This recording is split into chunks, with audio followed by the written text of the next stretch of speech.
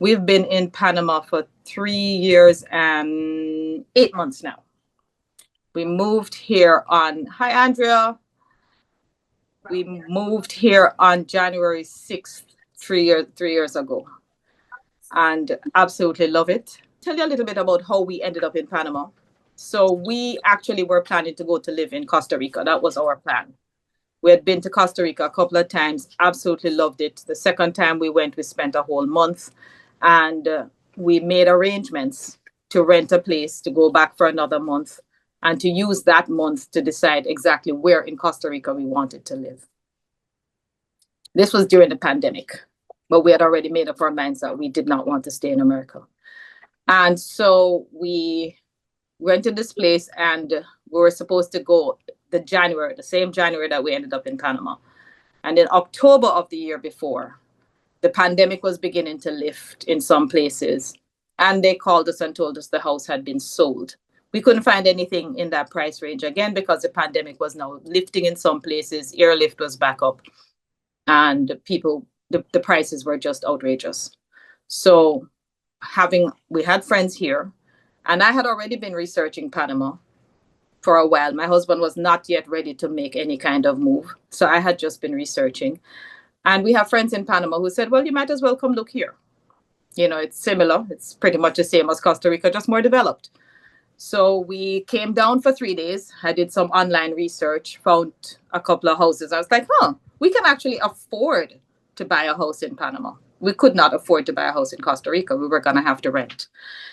And I thought, well, we can afford a house in Panama. Let's look. Found a couple of places. Came for 3 days, literally 3 days. Landed, went and checked out these 2 spots.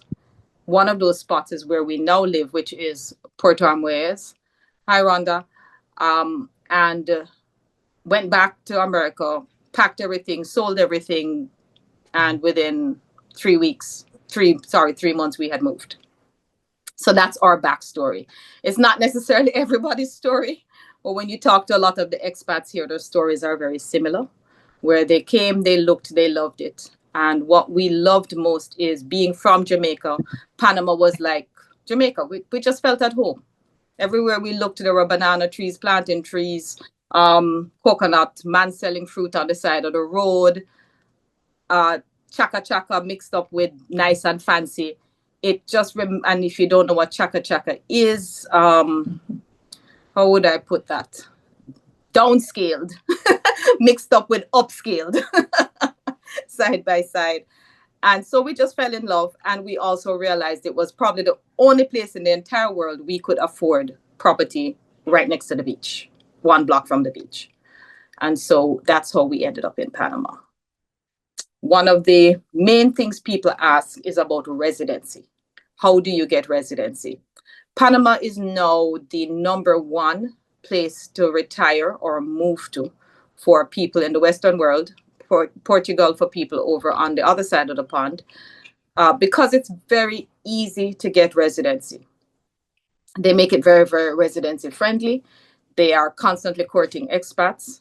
If you are at the age where you're getting Social Security or you have a pension, something that is a permanent payment for life, it only needs to be $1,000 a month for one person and $250 additional for each additional person you're filing for.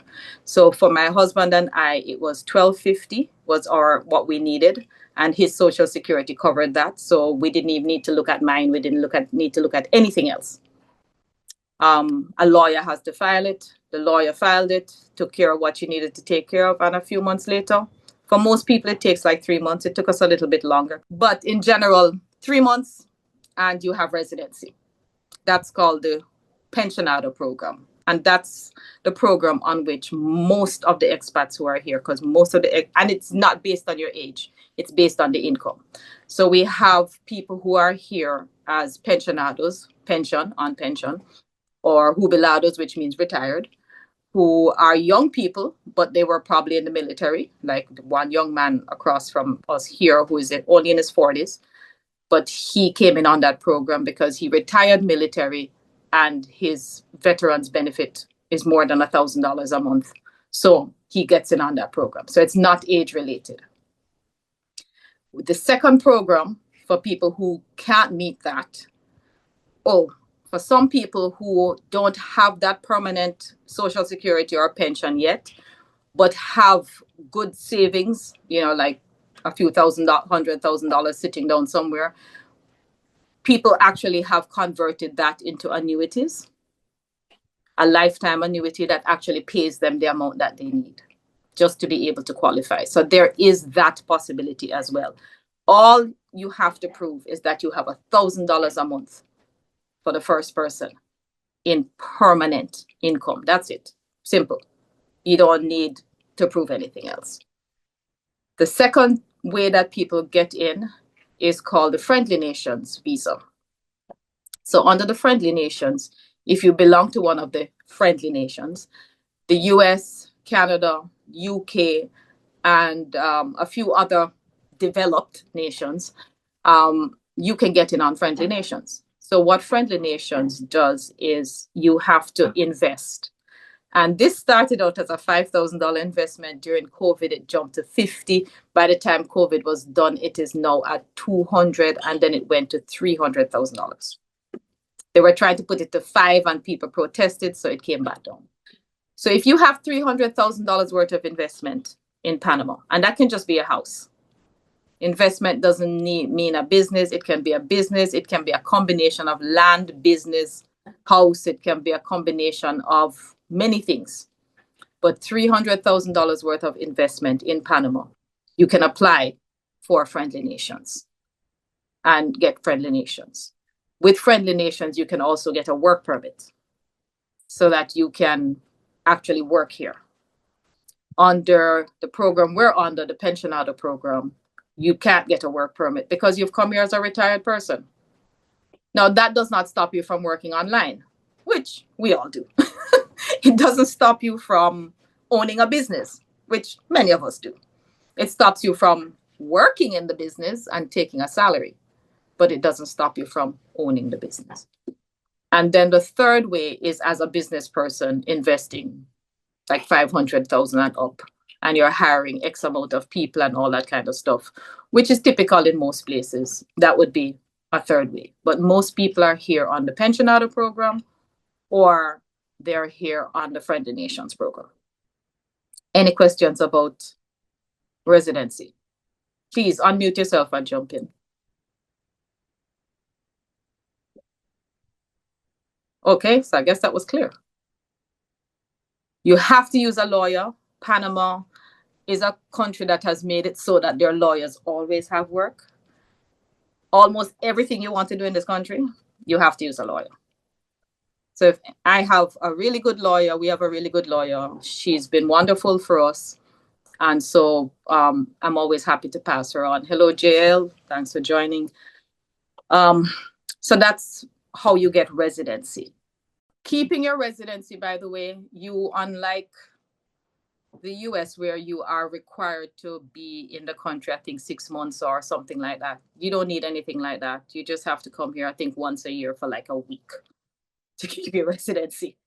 It really does not. So a lot of people, and I give people this advice all the time, a lot of people get their residency even though they're not ready to move. And I always tell them to go ahead and do that, because if you have any intention at all, if you think Panama any at all is for you, you should do it. Because one, laws change like that in this country. There is no go to the Senate and pass it through the Congress and pass it through. It don't work that way. Right? Laws change on a dime in this country. So I tell people, if you think Panama is for you, if you come, you like it, and you think you want to be here, even if you're not ready, even if you haven't reached retirement, even if you don't get Social Security for another 3-4 years, invest in getting your residency, because you only have to come here once a year for like a week or 2 or some craziness like that, right? Which most people will do anyway if you're planning to move, because you're going to come check it out anyway. But right now, when we did our residency 3 years ago, it cost us, I think, $1,500 for the two of us. The last person I sent to my lawyer And my lawyer actually, our lawyer is actually the lawyer for most of the expats in our area. So residency and anything expat related is her field. She knows it. And I think the last person this year was, I think, closer to 2,300. So even the lawyer fees are going up. The government fees are going up. So if you think you want to do it any at all, do it early. It doesn't hurt to have the residency if you think this is a place you may want to retire or live in. Quick question, Judy. Sure. So from what you're saying, it appears that I could actually not wait for retirement. I could actually, because I work from home. I could actually, I'm not necessarily in the current job that I'm in, but if I had a work from home situation, I don't actually have to wait for retirement to make a move. So the question is, if I'm working from home, if I'm working remotely in a US-based job, but living in Panama, do I still need a work permit? No, because you're working from home. You gonna tell them? No, sir. I ain't gonna tell them. I work from home. I can't right now. I mean, I need my salary right now, so I'm working at least half of the expats here, regardless of which program they're on, are working online. Okay. And we have fiber. So, and some of us have 2 different, internet providers just to be sure that we can always be online. So, yeah. Now here, that's an interesting question, because I just found out last year that if you have permanent residency outside the US, and this is for the people living in the US now, if you have permanent residency outside the US and you can file your taxes as a resident living outside the US, your first $130,000 is that you earn is not taxed as your income. You don't pay income tax on it, because it is assumed that you're paying taxes to the country you live in.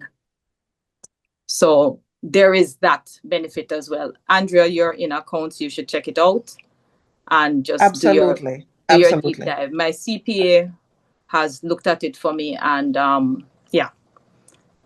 And it was another expat who told me, and she's American. So yeah. But yeah, nobody's coming to your house to see if you're working. Panama is like Jamaica. It's very laid back, very lax. What you don't tell them, they don't know. But pay them what they want, and they're happy. Yeah, yes, Alicia. But to do that, you would not be there under the pensionado visa. That would be a different arrangement. No, it doesn't matter. I'm here on the pensionado. Oh, yeah, that would be like, she has not retired yet. Right. But she could do one of 2 things. If she can come with under the Friendly Nations, which is the $300,000 worth of investment, because it doesn't matter what age you are. Or if she has the money that she could convert to a lifetime annuity that is going to pay her $1,000 a month, then she wouldn't have to worry about it either. They just want to know you have a permanent $1,000 a month. They don't care where it's coming from, as long as you can prove that it's permanent. So it can be Social Security, it can be a pension, it can be an annuity. It just has to be lifetime. Right. So I think what I was trying to clarify was, if you're not doing the pensionado, you're still going to need some way to show that financial commitment, whether it's an annuity or it's an investment. Right. The annuity you can use as the pensionado for the pensionado program. The investment is the Friendly Nations, and that's $300,000, which can be property, it can be anything really. That you own in the country. Now, that said, that's all the legal ways to do this and all the right ways to do this. There are still a lot of people who are living here, and I know quite a few of them, who do border jumps, right? What we call a border jump. They are US citizens usually, or Canadians, because they are allowed up to 6 months on their visitor's visa. They come because you can buy property, you can rent property, you can buy a car. You don't need to be a resident to do any of those things. You can live anywhere in the world and still buy property in Panama. So they buy their property or they rent a place, And they buy the car, they come, they stay for 4 months, then they leave, and they leave for 2 weeks. A week, 2 weeks. It used to just be a border hop where you could just go across to Costa Rica for 2 days. They're clamping down on that. And when you do it by road, they clamp down on it. I live 25 minutes from the border. So a lot of people here used to just do the border jump. They just go and stay in a hotel on the Costa Rica side. And, and then just come back over. But they're clamping down on that. I know somebody who did it about 2 months ago, and they actually did question her. So now she knows the next time she's doing a border jump, she needs to leave. So you can leave. You leave for 2 weeks. And most people do anyway because you want to go see your family, or something. They leave for a week or 2 weeks, come back, and their 6 months is renewed. Now, the only thing is that you can only drive for 3 months. Your driver's license is only good for 90 days. So it's kind of weird. So people will do the border jump to renew their driver's license, because you can only use your license for 90 days. Is that clear? So essentially you leave every 3 months for the license. Right. Mm-hmm. If you're going to be driving. Now, taxis are abound in Panama. Taxis in Panama come in like rickshaws in Asia. You have more taxis than people. So, and taxi cheap. So a lot of people, inexpensive for the people who don't understand Jamaican, cheap. Right. Taxis abound everywhere, in every town. So some people don't even bother to get a car. They just simply take taxis where they're going. That's what a lot of people do. So if you think you want to be here and you still have your house in America, Jamaica, Cayman, wherever it is, you come, you don't stay the 6 months. You stay 5 months, jump on a plane, leave for a week.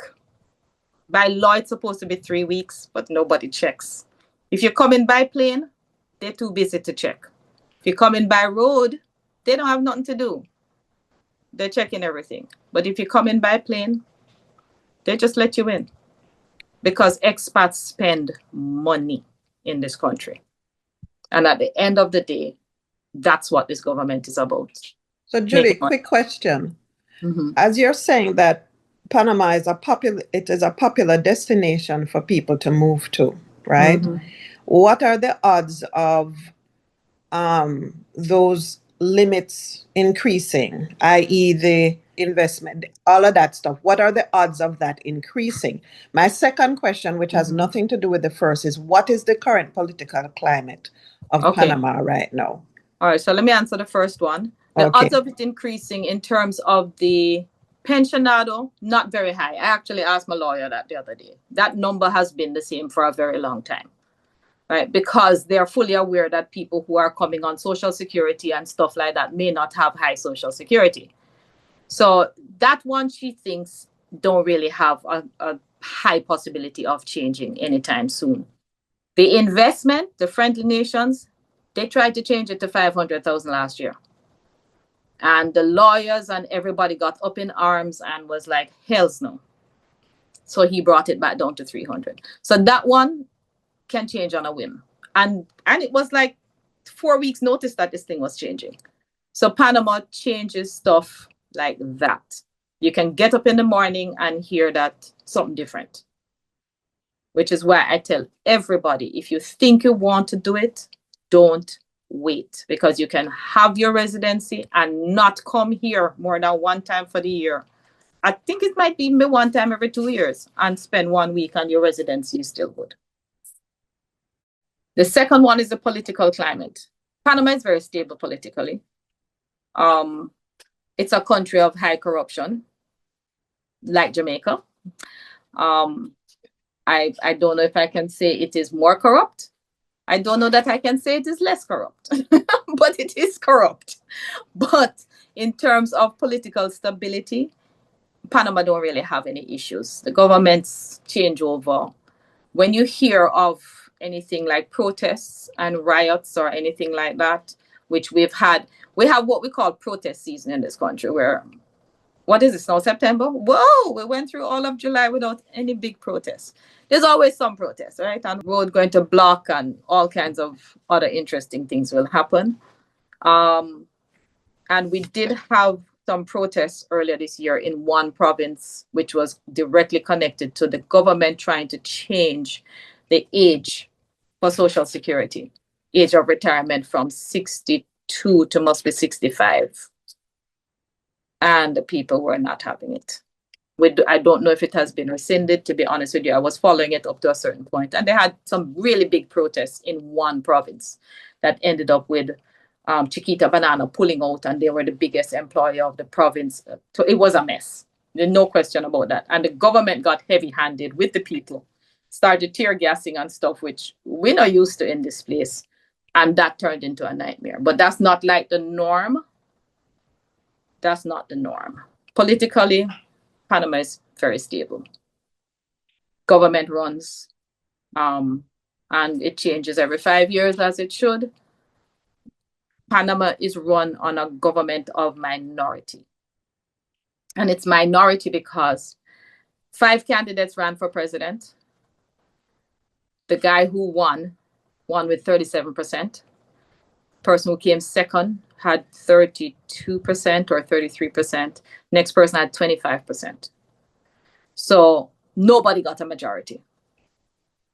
So nobody's ever happy with the government. But it runs, and we don't really have any political unrest. All right, so that's residency. Let's talk about buying property here. One more question before you move on from residency. So these options, Social Security and friendly nations, are developed country friendly. So what do they have for us Caribbean people? What are our options beyond annuities? I'll be honest with you, I'm not sure where Jamaica stands in particular and Caribbean countries in terms of friendly nations. It's easy enough to look up. That doesn't extend to the Caribbean. Yeah. So it would be investment. Okay. It would be investment. So this thing is saying that it's still 200,000. I know had gone up, so maybe they brought it back down to 200, because this is still saying $200,000. 3-term fixed term deposit at a Panamanian bank. So at 200,000 in real estate, or you can put the money in a Panamanian bank. For a fixed term, which the lawyer would have to tell you what that fixed term is. So that would be your option, is to come in on the investment. But a lawyer could tell you, and I'll give you the number to my lawyer. She's always happy to talk to people. Even if you don't engage her, she's always happy to talk to people. And really, she could tell you exactly what is the best way. Because my friends who she just did, one is Jamaican, one is Caymanian, but I think the Jamaican, I think they have British. Yeah, they have British passports because they're Caymanian. Yeah. All right. So let's talk about places to live.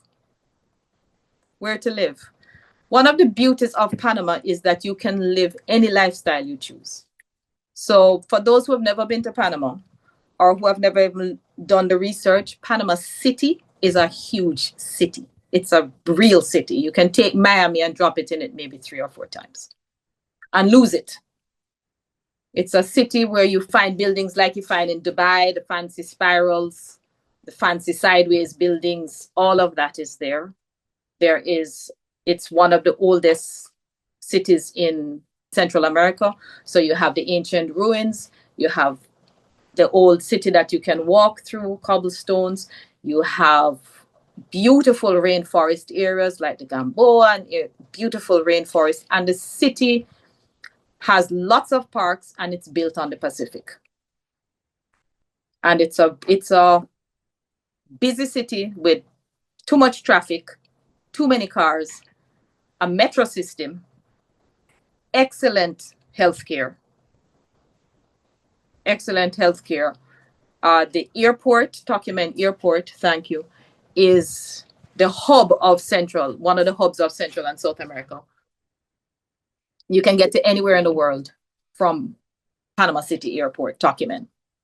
And it's an open airport. So if you are passing through and going to anywhere in the world and catching a flight, You don't go through immigration. You simply come off your flight and find your gate and get on your other flight. So that's the city. It has regular city life, high rises, fancy condos, everything from fancy condos to you name it that you find in regular city life. Lots of food, lots of variety, fabulous theater, fabulous culture, great museums. Everything you have in a big city, you have in Panama City. If I may say, good morning, everybody. I'm just stepping in. Michael's here as well. Can you hear him? Okay, go ahead. Panama Airport is not just an airport. It's a shopping, eating experience. If you have a long layover, you can't be bored. Yeah, you can't be bored in that. That's airport. my 2 cents right there. It's amazing. It's really an amazing airport. So there's Panama City. For the city dwellers, people who want to be in the city, who want to be near the major airport, who want to be able to fly out at a whim, the city might be your spot. Obviously, it's a city, so it's more expensive than everywhere else in Panama. But dollar for dollar, and in Panama, they use US dollars. So there's no conversion. It's just everything is US dollars. That's the currency.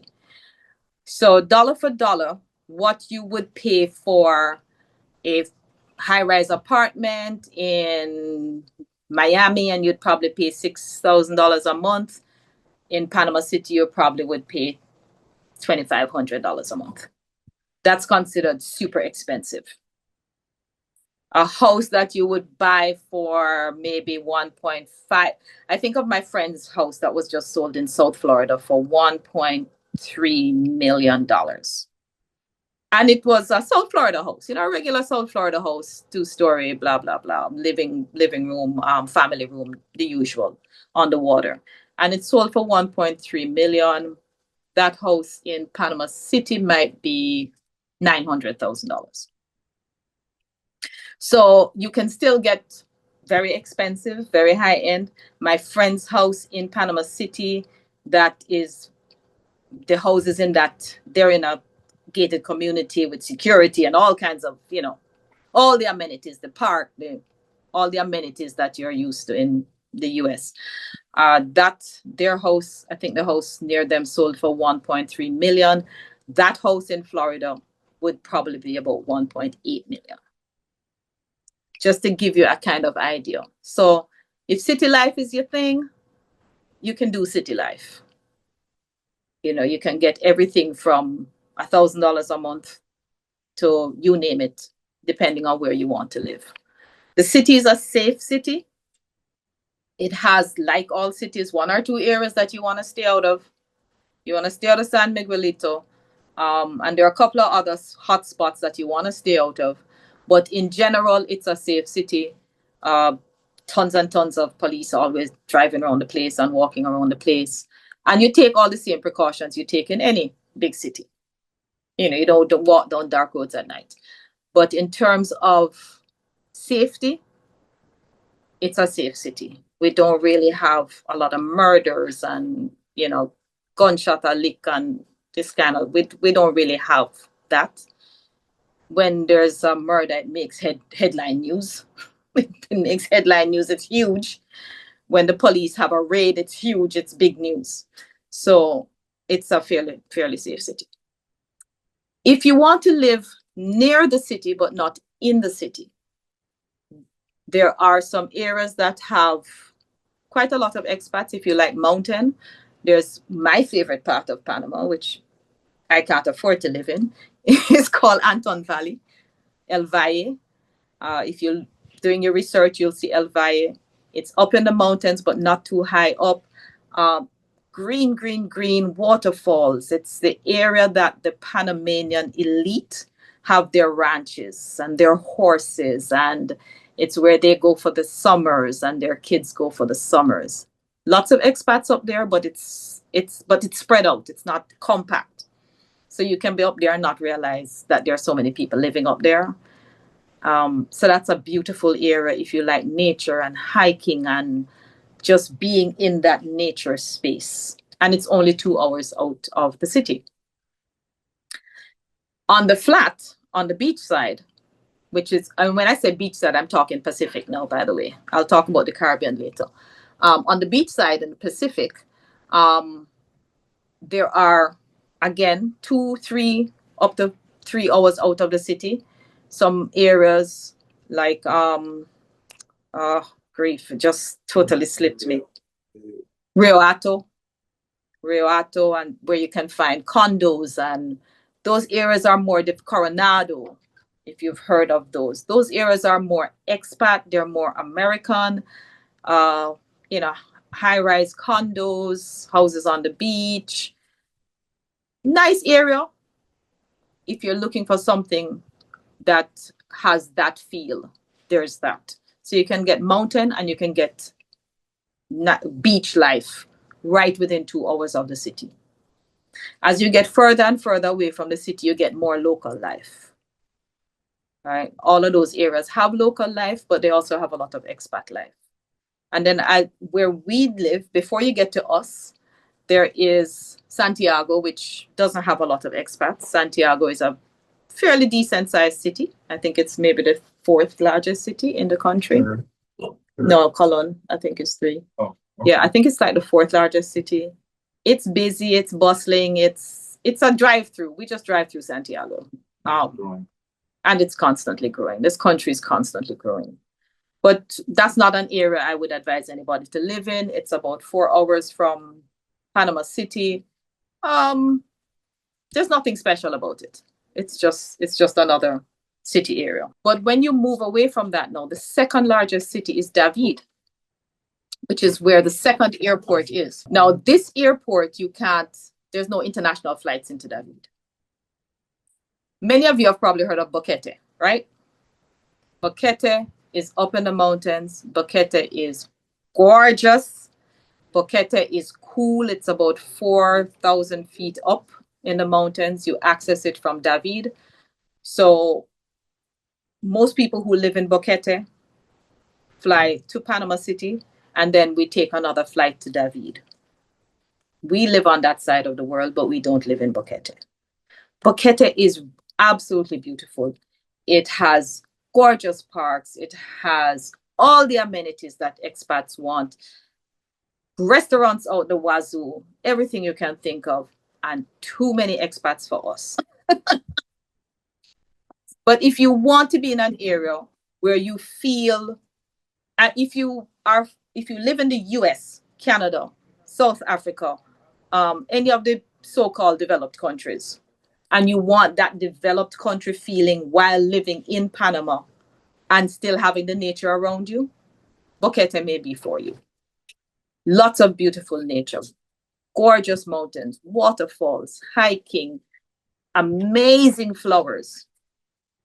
But the expats have taken it over. So, and if you don't want to learn Spanish, Boquete might be for you, right? Because the expats took it over, and there really aren't, the locals are in the town, but they don't really live there anymore. The locals have been pushed out to the outskirts of Boquete because they can't afford it. Real estate is a little more expensive in Boquete because, of course, it's an expat town, but it is absolutely beautiful. And I would not discourage anybody from going to live in Boquete if you've researched it. They've got a theater group. They've got, you name it. It's just absolutely gorgeous. It's where we go to. In fact, we were there for my birthday. It's where we go to when we want to get a little bit of something else, right? So that's Boquete. David is the 2nd city. It is hot. It is hot. It is humid and it is hot. But it's unlike Panama City, which is a high-rise city, David is a low-rise city. So David is more like Montego Bay. Low buildings, pack up, everything sitting on top of each other. But everything available, everything from really nice places to live to, David reminds me of Montego Bay, to be honest with you. It reminds me of Mobay, except Mobay have hills and David don't have no hills. Right? David just hot. but affordable, very affordable. You can get affordable places to live. Because the second airport is actually there, it means that getting out is a little easier than for people like us living where we live and people in Boquete who have to drive to David to catch a flight, to catch another flight. And then there is Bugaba, which is about 20 minutes outside of David, which is never on anybody's radar, but is actually a really nice town. And one of the reasons we didn't choose Bugaba is because it sounds too close to Bugaboo. Boogaboo. And we just knew if we said to somebody in Jamaica we live in Bugaba, they're going to be like Bugaboo. So but Bugaba is an inland town, and we had the opportunity to live by the beach. So having grown up in Montego Bay, the opportunity to live by the beach won over everything else. Although my formative years were in Mandeville, so the mountain was also appealing to me. Bugaba is a rapidly growing town, and it's only 20 minutes out of David. So it has access to the Price Mart, which is everybody's prize in David. And it has access to, it has flat and it has hill. So if you want a little bit of hill, you don't want to be in the city. Now we're talking about like 7 hours outside of the city, right? Because Panama long. It's not big, but it's long. You can look at Bugabo if you want country life, but you don't want deep country life. You want to be close enough to a city. 6 hours. To where? To us? Bugabo. 7 hours. So if you want, country life, you don't want to be where all the expats are. If you don't mind taking 2 planes and driving a little bit, Bugaba is a nice area, and it's a very affordable area. And up the hill from Bugaba is Volcan, which is on the other side of the volcano. Boquete is on one side of the volcano. Volcan is on the other side of the volcano. And it's Volcan Baru. Another nice town, like Boquete. Lots of expats, but it's not compact. So you don't see them everywhere. And lots of locals still live in Volcan. So there's that mountain town as well that you can look at. And then there's where we are. So we chose to live in a little town that if you don't know it, you don't know it. It's 20,000 people, so it's not a tiny town. We have a big stadium, brand new hospital, brand new reggae cafe. We don't have a lot of options for restaurants. Most of it is local food. It's a very local area. We live with the locals. But it is super affordable to live here. I don't spend $50 a week on food. My fish is fresh, $2.50 a pound for snapper. Fresh out of the ocean. Fresh out of the ocean, out of the boat with the ice glassy. Tuna, I bought tuna for $3 a pound for the first time yesterday because my regular supplier didn't have any. But normally we get a 7-pound tuna for $10. So we like country. It's green. If you look outside my window, it's green, it's pretty. It's by the beach. We're 1 block away from the beach. And you can get property here. We could afford property here. You can get property here very inexpensive. And it's local life. So I know I've said a lot, but it's just to give you an idea of how different all the places are. And then there's the Caribbean side. On the Caribbean side, there are not a lot of places to live, except Colón, which, is an older city and is one of the areas that is known for high crime. So a lot of people don't move to Colón, but not far from Colón is Portobello, which is on the Caribbean side, on the water, but it's a real little town. It's a small town. So if you're not really into small town, Portobello would not be for you. And then on the Caribbean side, you have the islands of Bocas del Toro. Bocas del Toro is actually a province, but when people talk about Bocas, they're usually talking about the islands. And it's a group of islands, one of which has roads and cars and all of that. The rest of them have no roads, no cars, but people live on them. And if you want more of the Caribbean lifestyle, Bocas del Toro would probably be for you. Except, remember, it's islands. So it's expensive because to get anything over to the island, it has to go by boat or by plane. And that always, of course, adds to the cost. If you have a medical emergency, they don't have a full hospital. They have a little clinic, and then you have to be taken by boat to the mainland. And we had a tragic accident about 3 months ago where the ambulance boat actually capsized on the sea, taking somebody from one of the islands over to the mainland. And there was a problem and they capsized and the person died and they lost one of the emergency workers as well. So for me, I couldn't live there because I like to be able to get in my car and drive to a hospital or drive to the price mart, or I don't want all my stuff brought over by boat. They don't have one good, big, decent supermarket. They have a number of small supermarkets. But Bocas del Toro, for me, we looked at it. We've stayed there. We've been there several times. We love hanging out there. But that's what Bocas is for us.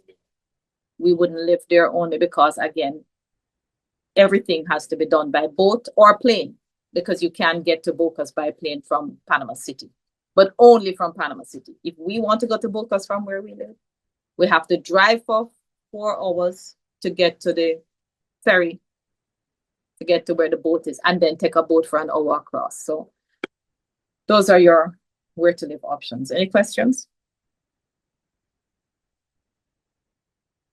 Okay, I guess I covered it all. I have a question. Sure.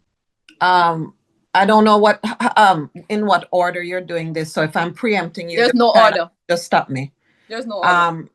Considering the proximity to Colombia, and are we concerned about the crime from Colombia seeping over into Panama? Not really. Not Okay. really. Between Colombia and Panama is what is known as the Darien Gap. When you get a chance, look it up. So the Darien Gap, the Darien Gap is inhospitable. In fact, the Pan American Highway runs all the way from Alaska all the way to the tip of South America, but for the Darien Gap. It's an area that's inhospitable. The drug lords own it. Some tribes live there. It's known for human trafficking, all of that, yes. But Panama, it's access to the water, so they don't really, and we have very, very, very, very good border patrol. Those borders are heavily patrolled, very heavily patrolled. And as you drive through Panama, you'll find that this was one of the things that was really weird for us. You're driving through Panama itself and you would have these checkpoints that you have to go through. But you can't drive from Colombia to Panama. So you have to come through the Darien, which if you could drive, then there might be a concern. And the Darien, which is a province as well, any kind of drug running and all of that tends to be concentrated in Darien and Colon, which border Colombia. It doesn't really spill into the rest of Panama because they're not looking to come into Panama. They're just looking for access to water or transshipment. They're really not looking to come into Panama. So we really don't really have a crime problem where that is concerned. Let's talk about buying property, which I know people are interested in. First of all, we always say to people, come rent first. Look around. We did not do that, but we knew we were not going back to America. We are very decisive people, and we knew when we saw Puerto that this is what we could afford. This is near the beach. This is green. This have all the food we want. We are staying here. Buying property in Panama. You don't have to be a resident to buy property. You can be just visiting and buy property. And buying property is an interesting experience, especially if you're used to buying property in the US or Canada or any of those places where it's a long process and about 900 sheets of paper. Here, it's a short process and about 6 pieces of paper. Right? Between when we made the offer and bought our place and closed was about 2 weeks. And it was only about 2 weeks because the paperwork that the seller produced, our lawyer said no, she needed to go and fix something on it. Otherwise, you can buy property in a week here, really. Seriously, it's that easy. So there are 2 ways property. There are 2 types of property here. This is very important. You have titled property, which we all know about, right? There's a title, blah, blah, blah. The title gets passed from one to the other. Most of the property in a lot of Panama is what they call right of possession, ROP property. We own 2 properties here. One is titled. The one we live on, the one the coffee shop is on is titled. The one we live on is a right of possession. So I'm going to give you the background and then you'll understand how it works. Right of possession came in, I was told, as I did the research, when the Spanish left Panama and the Colombians gave up Panama and all of that. And people were already living on lands that was crown land. Right. So what they gave and what they came up with was a way that you have the right to possess that land. So basically the land is crown land, but you have the right to possess it. You can sell it, you can will it, you can do all the things you do with titled land. You just don't have a title. You can apply for a title. It takes about 7 years right now because it's just a ridiculously slow process. And it costs a whole heap of money. So a lot of people with ROP property don't even bother to apply for a title because you can will it, you can sell it, you can do all the things you do with title property. The ridiculous thing is that the government should make it very easy for you to title it because they can't collect taxes on right of possession properties because it's crown land and the crown can't tax itself. So every government has come in and promised that they're going to make it easier for people with ROP property to get titles. It hasn't happened yet. We've only been here 3.5 years, but people who have been here for 10, 15, 20 years say every government has promised it. It has not happened yet. But don't be afraid to buy ROP property. Your lawyer, their job is to do all the due diligence to make sure that the person selling the property has the right to sell the property. Because with ROP property, it can be 2 people, it can be 3 people, it can be a whole family. And if one person is selling the property and there is some cousin somewhere who also has the right to that property because they grew up on it and they've been living on it, if they don't also agree to selling the property, then you could buy a property that you end up not having the rights to, and it could be taken from you. So what happened with us was the mother and the daughter's name were on the right of possession paper. The daughter signed off for her mom to sell it. But the lawyer was not happy with that. She was like, that's not enough. They need to go back to the municipal and actually have it paperwork changed over into the mother's name completely, so that it's only the mother who has the right. Because the daughter could come back and say, well, she forged it, or, I changed my mind, kind of thing. So that's the only thing with right of possession is your lawyer has to do the due diligence, and you have to make sure that the lawyer has done the due diligence.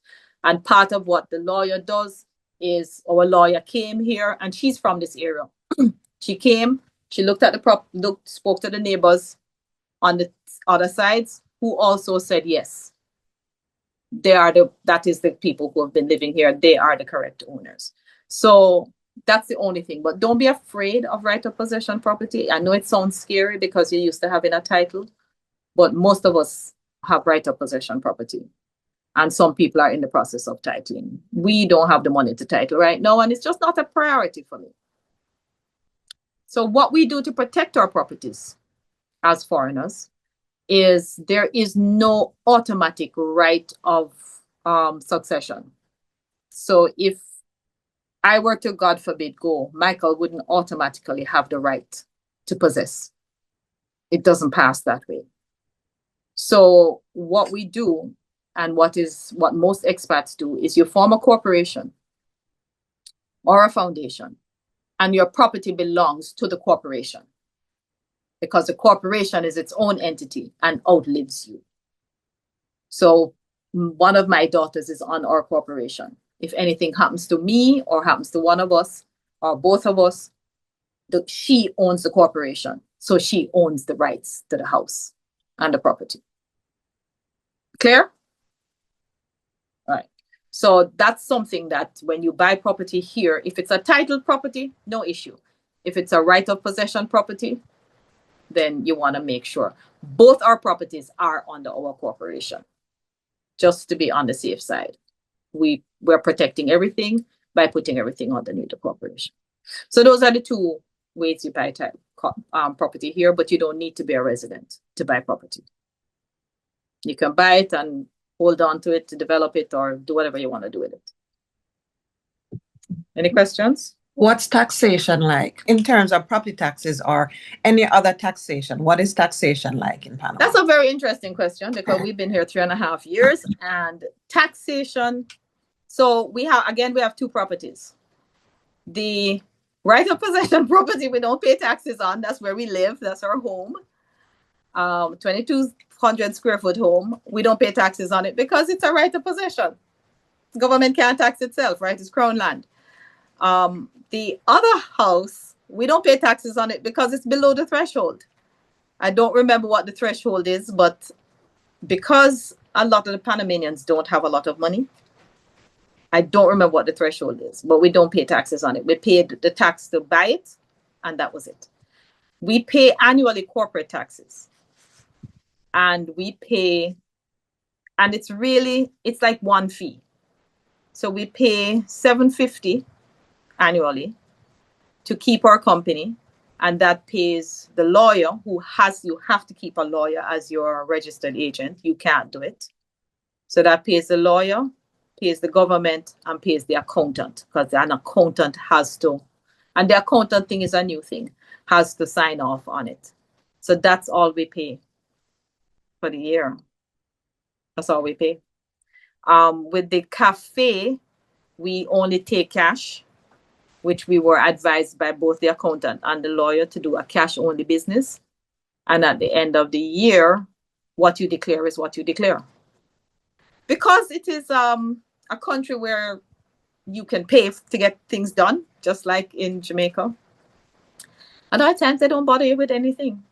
As long as you've paid what you're supposed to pay, they don't bother you. $25 a month is what we pay to the municipal here for our business operating license. $25 a month. That's all. To keep the Reggae Cafe open. Our liquor license for beer and wine is $300. And it's a one-time payment. It's not an annual payment. It's a one-time payment. I think it's good for 4 or 5 years or something like that. Is there a consumption tax though? Is there a sales tax? There is a sales tax. Okay. 7%. Okay. But it's not on everything. But there is a sales tax. It's 7%. But honestly, to be honest with you, Andrea, things are so affordable that most of the time I don't even notice the tax. I don't even notice the tax because things are so affordable. Let me say, when you go to the supermarket and you pay your supermarket bill, you'll see the 7% show up on there. But it's so negligible. It's completely out of sight, out of mind. You don't notice it because where we live is so affordable. Yeah. So here, okay, story. I have a Tacoma, a pickup truck, and a couple of years ago, it needed a universal joint thing underneath. It's in the drive line. So went to the shop. The guy put it up on the lift, took the thing down, replaced the joint. Granted, taking it down means that you have to press the bearing in and out of place. Took time. The replacement and the labor was $30. In the US, I'd be paying a good $600. Yeah. I just went to the specialist, went to a cardiologist last week just for my a regular checkup because I need to do that every 2 years. My cardiologist bill with the ECG, EKG, whatever G, the electro, whatever something him do, was $80. To see a specialist is $50. That's a standard specialist fee, $50. And then you pay for whatever tests. Michael cut his finger on his saw, a table saw. I'm a tool guy. Had a finger cut on the table saw. Went to the hospital. The hospital is like at the time about maybe 3 years old. Brand new, state of the art hospital in the town. Walked out of there 40 minutes later with 5 stitches in my finger, $27.30. Yeah. If I went to the US to get that job done, I'd be paying for it for 2 years. So for most of us, we don't even have health insurance down here. I suggest major medical for people who want to move here, just in case, you have something major. But for most people, they don't even have health insurance because you can pay out of pocket. Something that you would pay $100,000 for in the States, you may pay $500 for here. And your deductible would have been $2,000. Now, let me add to that my experience again. After leaving the hospital, upon leaving the hospital, they did the fix on the finger, stitches, bandaged it, and I walked out with future bandages and future ointment for the finger to go with that. That $27 within that $27. Covered all that. Yeah. I had to have an ultrasound done. The ultrasound was $35. So under the pensionado program as a jubilado, which means retired, you get a lot of discounts. We save 20% on airfare every time we fly. 20% automatically. Any airline that flies into Panama has to give the jubilado 20%. Hotels you save. Restaurants, we don't do it at mom and pops. We only do it at established restaurants, but you get the jubilado rate. There's so many things, so many ways that you save. When we go to like a fair, when they have like fairs, the fares are like $3 to go in. We pay $1.50. So there are a lot of benefits. Healthcare here is extremely good. They're very good private hospitals. We go to the private hospital, and the prices I gave you were private hospital prices. So if you go to the public hospital, it's even less. You wait longer, of course, and all of that, but it's less. But most of us just go to the private hospitals because it's a fraction of what we would have paid in the States. Here, I can afford to have somebody clean my house. She's out there cleaning right now. I clean my house once a week. And it costs I pay her $40 because we have a casita in the back, a guest house in the back. And so whether she cleans one or the other, I can't bother. I'm a simple girl. I can't bother with you clean this one today, you didn't clean that one. So I just pay her $40. But that's actually way above what most people pay. Most people pay between $20 and $25 for somebody to come clean. They do windows, they do the fan, they climb up under the fan, they clean down every shelf. Sweep under the bed. My yard, the gardener comes once a week, $25. Minimum wage here is $2.37 an hour. I pay my workers more than that because I just think that's cruel. But that's minimum wage. So the average everyday worker makes $25 a day. Between $20 to $25 a day. And they're happy with it. Let's see, what else? Building in Panama. If you want to build here, I don't have the patience for building. I don't have the tolerance for it. But what we did was the property, our home, as I just said, we have our guest house in the back. Alicia has stayed there. She knows it. We have a guest house in the little guest house, 1-bedroom guest house in the back. We got that done first. We tore everything down. So the only thing that's left of our house and the guest house from the original house is the actual concrete underneath the floor, the foundation, and the walls. So everything else was redone. So they did that first. We lived there while they worked on the house. Now we live in a Panama built house that was built by just everyday Panamanians. So if you look real closely, you'll see that, you know, like things aren't very well sealed. They're not very, it's kind of rough. It's not very finished. And I mean, I'm going to show you because I don't care really. It's not smooth. It's not smooth. This is like when in Jamaica, you get your friends to come and everybody, you kill 2 goats and everybody build. That's how a lot of them build. Everybody's a builder. Okay? Everybody's a builder. Everybody can pour concrete. Everybody can put in rebar. Speaking of rebar, we're in an earthquake zone. We do get earthquakes. Sometimes we get a lot of them. The houses are built to withstand them. We don't get the destruction that you see in other places. We have been, the biggest one we've been in is a 6.7. And not even a cup fell off of a counter. The steel, everybody builds with steel. It doesn't matter how poor you are, your walls have steel in it because we're in an earthquake area. And it's not the little thin steel that you see in Jamaica. This is some big steel.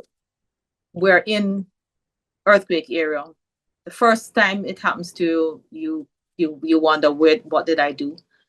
Unless you're from California. But after a while, you get used to it and it's no big deal. Good. It's a little bit of shaking, a little bit of rocking. As I said, the biggest one we've been in is a 6.7.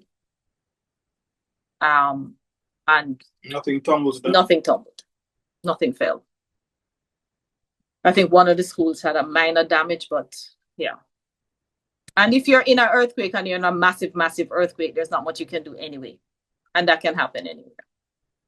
But building, so if you buy a Panamanian, modest Panamanian house, be prepared.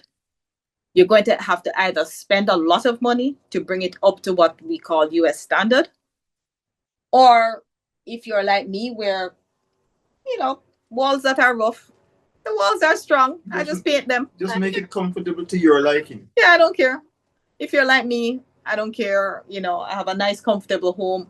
We all have it. It's all air conditioned. I just see the walls as part of the quirks of the house.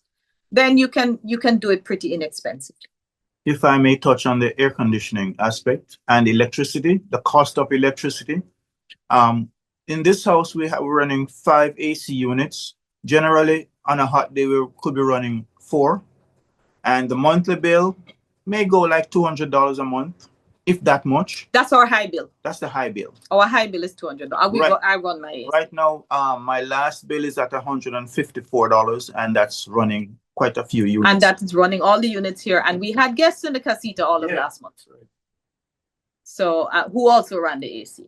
So our highest bill is the electricity bill, and our high bill is like $200. That's a high bill for us. Is Panama solar panel friendly? It is. It is. There are people we know who have solar. It's expensive like it is everywhere else. But we do know somebody who installs it, and there are people who install it. But if you want, back to the building, if you want US standard, nice, straight, clean, flat walls, nice, flat ceilings, and if you want all of that, you're going to pay for that. Let me just tell you straight up, you're going to pay for that. Right? So it's up to you. I mean, we have friends who have paid a whole heap more for their renovations that we paid to rebuild this house.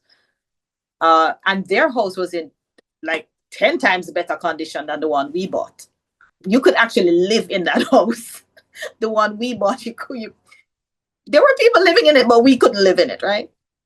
And they have spent way more. We bought ours for $58,000. Yes, with the casita and everything. Theirs was 75 with about two or three times as much land as we have because we're on a small lot. Their lot is about, we can put our lot in their lot like 3 times. So $75,000, a 3-bedroom house, which was way more finished than our house, with much better walls, but they wanted US standards. So they have spent way more. I think we spent about $60,000 rebuilding our house. And they have spent way more already, and they're not done because they could not live with, you know, certain walls. with walls that were not perfect. But we can. So it's up to you. It really is up to you. And then you have some people like our friends next door, who is actually the builder, who's been here 8-9 years and still not finished his house, you know. It's so for most of us, it's a process. And we're happy with it because we're able to live and eat organically and live comfortable lives without the stress, no crime. Theft is the problem we have in our town and all over Panama. So people always have bars, but we're not keeping out murderers and gunmen. Haven't had one. And you're not keeping out people who are trying to break in while you are inside. That's very rare.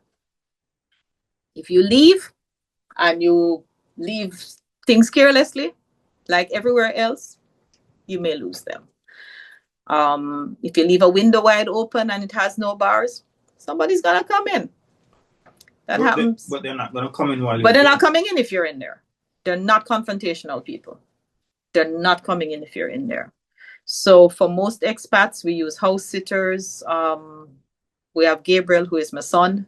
I have about 6 picnic here now who call me mom. And he stays when we're not here, when we're not going to be here. And once there's somebody here, nobody's coming in. So you don't have to worry about that. We've been here 3.5 years, not one murder in this town. And that's not uncommon. You know, that's not uncommon. That can be said of many towns, many places.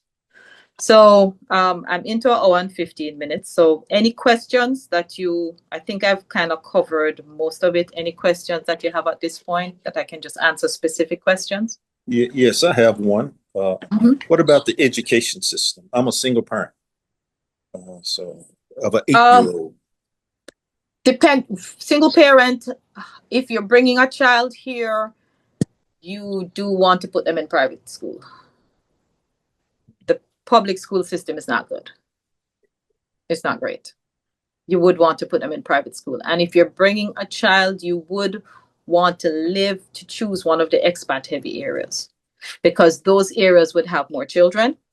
So like where we live, we have a family that just moved back to Canada. They've been here for 7 years. Their kids are now in high school. The eldest one just graduated high school, but their kids are all now in high school, and they just moved back to Canada for them to be able to have, they never learned Spanish well. They didn't integrate well. They loved where they lived, but it didn't integrate well.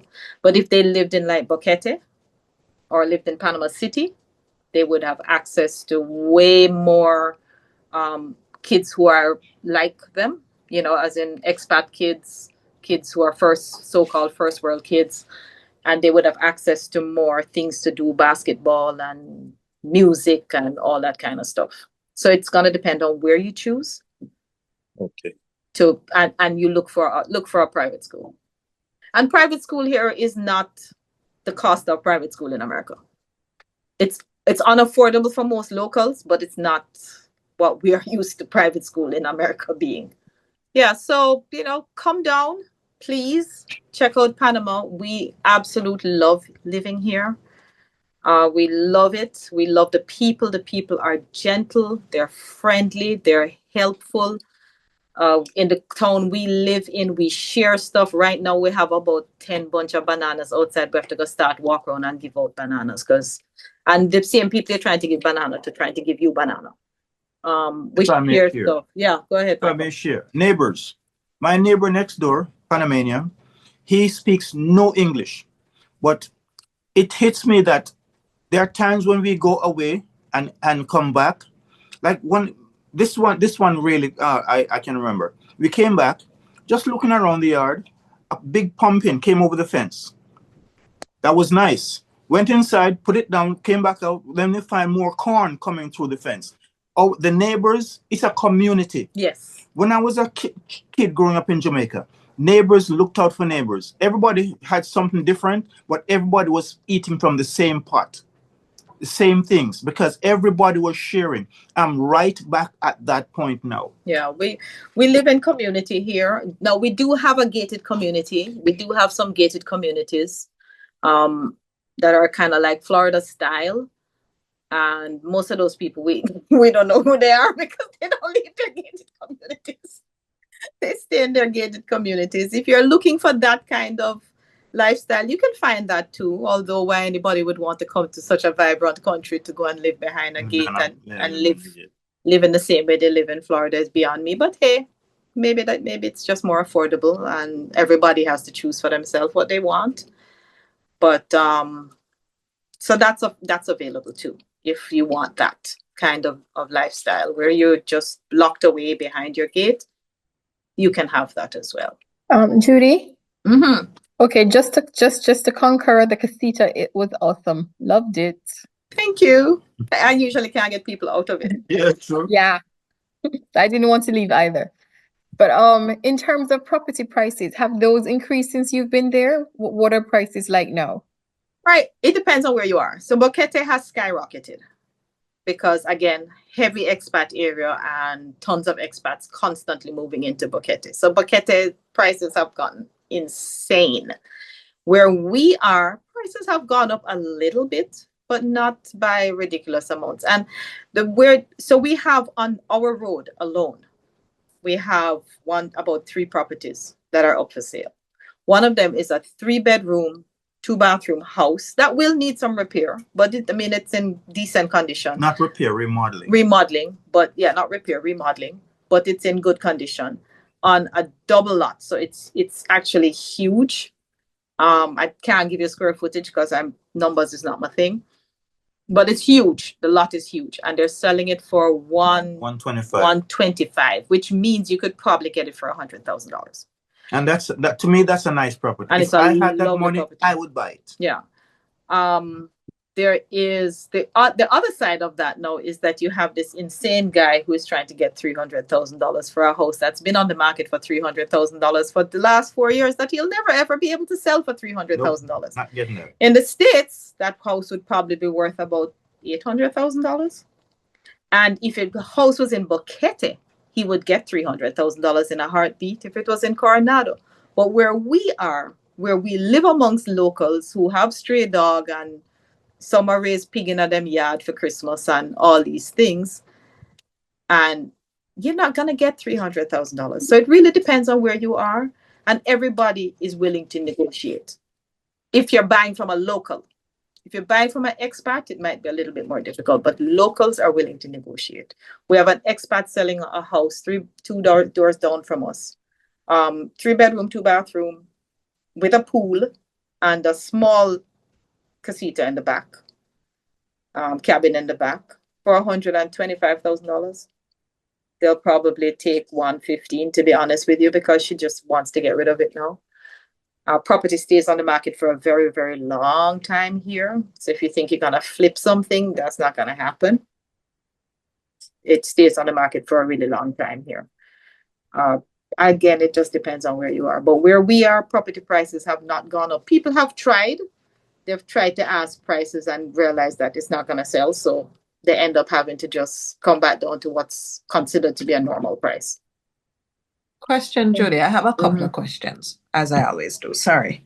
No, man. Sorry. Number one, from a practical standpoint, what I think I'm hearing regarding traveling to the States and back to your town of choice, wherever you decide to go, sounds like to me it's a all day thing. Like anybody coming to visit, and if you're coming doing the back and forth thing, you are literally devoting an entire full more than 12-hour stretch of time towards the travel. airport and all of that. Right. Yeah, That's before what you that go to the sounds next like to me. question. Yes, and you are correct. Unless you live in Panama City or one of the areas close to Panama City, because Panama is a long country.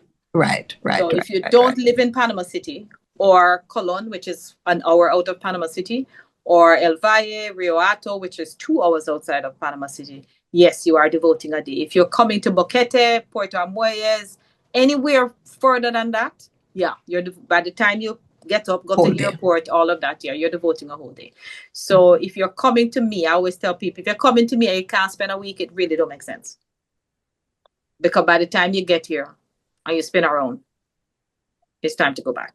But people do it anyway. And I say, just think of it as, if you're going to a lot of places in America, you have to spend a whole day because they don't have direct flights from where you're coming from. You still have to change planes, or the direct flight is 6 times as much. So it's just like going anywhere. You have to connect. Just think of it that way. So as a Jamaican, access directly to Jamaica, what does that look like? Copa goes directly to Kingston and Montego Bay. Kingston is seasonal. Montego Bay is year round. Okay. They go directly to Montego Bay. So that's the access is not a problem. And we're going next week Friday for a funeral on Saturday, straight to Montego Bay. Okay. All right. That's what I needed to know. Yeah. Thanks, darling. So that's not a problem. What are rental prices like in your area, and are there rentals? Okay, in our area, there's right now a 2-bedroom, 1-bathroom house sitting on a massive lot. Granted, they didn't plant any trees or anything, but you can always plant up for $250 a month, and it's a modern house. This is why we decided to open a cafe with our second property, because we couldn't get more than maybe $200 a month. Our friends who just moved back to Canada, their house is on the beach, and it's a 2-bedroom, 1-bathroom house with a top floor that's not, yes, $250, Alicia, with a top floor that's not finished, and they're used as a storeroom. And they rented theirs, somebody just moved in, for $700 a month, and that included light and water. And they included, and the yard, getting the yard done. And they included light because we have very high humidity in Panama. Very, very high humidity. So keeping your AC on or a dehumidifier on is very important. And they wanted to make sure that whoever was renting it didn't feel like they had to keep their electricity price down by turning off the AC. So $700 a month. The one with the pool is not the $250. The one with the pool, I think she wants, I don't remember how much she wants. I think she was asking $700. Yeah. $700 was what they're asking for the one with the pool. It's a 3-bedroom with a pool, and they're asking $700, and it's 1 block from the beach. So that gives you an idea of rental prices in our area. You can get everything. The $251 is actually on the road heading into where we live. So it's on a main road, not the highway. So the main road into our area, and it's $250 a month. It's modern, actually. I've been in the house. So it's a modern 2-bedroom, 1-bathroom. Nothing spectacular, but perfectly clean, fairly new, modern house for $250 a month on a massive lot of land. Very big lot. With tank, we do have water problems. Most people have a tank, and we all have pumps. Yeah. So we do, and our water problems stem from when it's rainy season, which it is now. During rainy season, the water is the rivers are flooded and too muddy, so it mashes up the pump. So they have to take the pump out of service, or it breaks the dam. During dry season, there's not enough water, so it's a constant. But we all have tanks. A tank is a must, and a pump to give it a water pressure is a must. Those things are just par for the course for us. Are the houses on septic systems? Where we are, we have septic, but there are individual septic, right? That's what it's called, right? Septic is what we have. Right, we have septic where we are, but there are places where it's on the city sewage. Cafe is septic, but the facility is there for so it depends again where you live. And what do you do for gas? Are you doing gas like what we have in Jamaica, the cylinders? Or? Yes, yes. Okay, so most things here are gas, not electricity, because electricity is an expense. It's for us, it is reasonable because of our earning power. For the locals, it's not reasonable. It's expensive, right? So my dryer is gas. I cook on gas. Gas is what we mostly use. Very easy, very affordable. A cylinder, the 25-gallon cylinder, 30-gallon cylinder is 30-pound cylinder is $6 to refill it. And every single shop on the corner have it. So when we run out of gas, you literally just pick up the pan. We have 3 pans. You just literally pick up the pan 2 minutes down the road to the shop on the corner, pick up a pan, and you're back and you're cooking again in 5 minutes. So we use gas. To get electric stoves and stuff is not normal or common here. You can get them, but you're gonna pay through your nose. I recall that when you and Michael gave me a tour of the town, and you tied the history to the Chiquita Banana, the company, right, and that they're different housing in different areas of the town. So it goes up to where the managers, etc., would also have lived. And those houses are still fairly reasonable, because I think you said those go in the 200,000 region. Yes. So it's a range. Yeah, those very lovely houses on the hill. You can get one for $200,000. And I mean, these are big houses with original wood flooring and just very beautiful. So everything depends on where you choose to live, which is why I say to people, go, unless you're crazy like we are, come spend some time in different areas. Not 2 days. Spend 2 weeks in Porto, spend 2 weeks in Boquete, spend 2 weeks in Panama City, spend 2 weeks in El Valle, depending on what your pocket can bear. And just feel the place out. And you don't have to stay in one place either, which is why I say rent. So a lot of the people who live in Porto used to live in Boquete, and they left Boquete because it got too expensive and because they wanted a more local life. They wanted to live more with the locals and not so much with the expats. So a lot of people who live where we are used to live in Boquete. And some used to live in Bocas del Toro because they thought, well, we can live on the islands. You get the romantic feeling, and then reality sets in that every single time you need anything major, you have to get on a boat and take a boat go somewhere. And the romance dies. Yeah. We have a friend who lives on Bastimentos, which has no cars, and she has a lovely Airbnb there, but she just bought a house in Florida about 8 months ago, and she now spends a lot of time in Florida. Still loves her house in Bastimentos, but still raves about being able to go to nice restaurants and just have everything at your fingertips living in Florida. So she now lives in both places. You have to go to where your romance won't die. And for us in Porto, the romance has not died. I still walk the beach every morning. And there's nowhere else in the world we could afford to live so close to the beach that I can walk the beach every morning.